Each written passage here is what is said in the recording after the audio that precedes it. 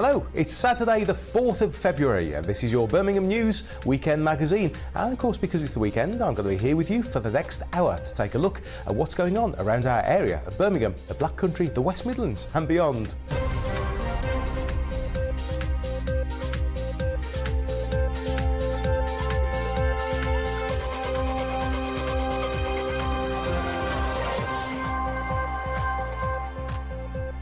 Hello again and welcome to the Birmingham News Weekend Magazine. Coming up on today's show, we'll start by taking our regular look at what's up on this week's community notice board.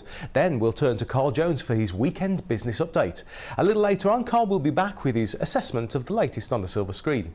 Des will be dropping in to share some of his what's on highlights for the coming week. Johnny Doon returns with his pick of the gigs, and our intrepid reporters Steve Green and Jason Forrest will join us with some more interesting guests from around the area. Plus, we'll remind ourselves what's been going on around the area too. It's all within the pages of this week's Weekend Magazine.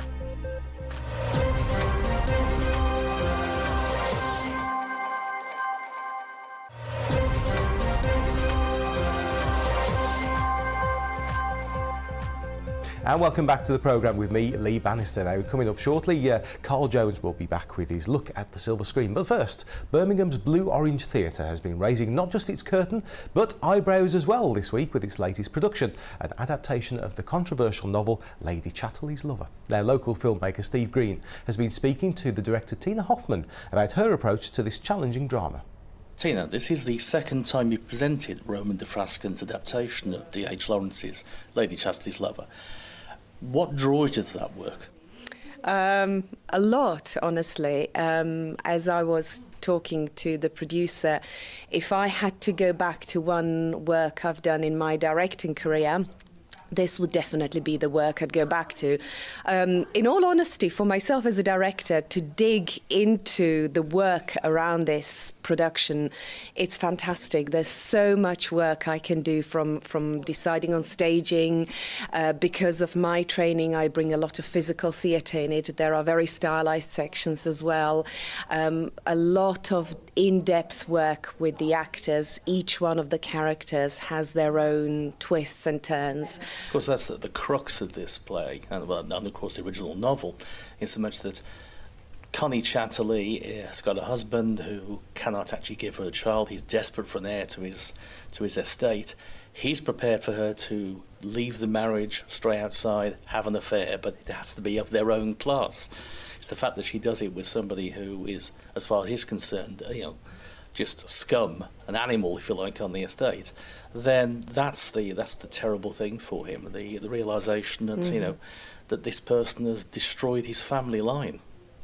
Well, I would like to think that, again, that might not be as relevant today, but I myself would see quite a lot of situations nowadays where exactly the same thing would happen. Not saying the woman would go outside the marriage and stray, like you say, but that people would find it shocking that somebody has decided for their family line to stray in a different way. He encourages it. I mean, she's desperate to have a physical relationship with him, even after he's confined to a wheelchair, and yet absolutely. He has no interest. As far as he's concerned, he's no longer a man, but he wants somebody else to fill in that part of his role, which is actually very forthcoming, would you say? I think it's terribly advanced of Clifford to suggest something like that, to think it over in his head. I think the only mistake he makes is that he assumes that her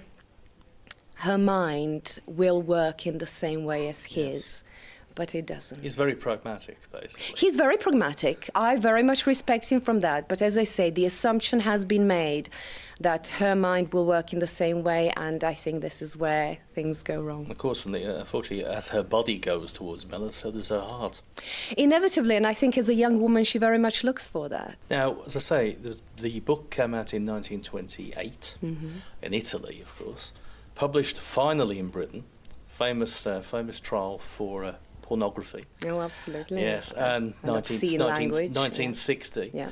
Do you think it still has the ability to shock? I mean, there is obviously coarse language, mostly from Mellors. There is nudity. Do you think that will still surprise people? I don't know. I think in all honesty, myself as a director and theatre goer, I think there's very little which can shock us. I think it won't be shocking in the same way as it would have been in 28 or 1960. I don't think it's shocking anymore to see nudity on stage. However, I do think that each one of us will, in the audience, will have our own experience in seeing our attempt to portray intimacy on stage. And we tried. We haven't saved ourselves. We haven't pulled back from any of that. So whether that's shocking, I don't know. I'd like the audiences to tell me whether that's shocking. Well, the important thing, of course, is not the exposure of the bodies; it's the exposure of their emotions. Absolutely. I mean, that's the real stripping away that takes place. Absolutely, you are very right. So therefore, the rehearsals have been very, very long in that kind of way. I've worked with two amazing performers who I've been very lucky that they've given me their trust and willingness to explore different approaches, different images. It's been a little bit like, I like to call it a bit like modelling clay or sculpturing different images, and I think we've come up with something quite amazing. Well, I look forward to seeing it myself. Thank you. Thank you, Tina. Thank you. Well, the production has ended its Birmingham run now, and this weekend it's at the Lichfield Garrick and the Leicester Guildhall. Then, after a trip around the country, Tina and her cast will return to the Midlands to play The Artrix in Bromsgrove on the 21st and Solihull's Core Theatre on the 23rd. And we'll have another report from Steve next week when he'll be talking to the actors playing Lady Chatterley and her lover. Should be interesting. And so it's time to close the pages of the Birmingham News Weekend magazine for Saturday. I'll be here at the same time tomorrow, and then you can catch more news for Birmingham and the West Midlands every weekday with our main bulletins at 1, 6 and 9 in the evenings. That's it from me, so thank you for watching. I'll see you back here at the same time tomorrow. Try it.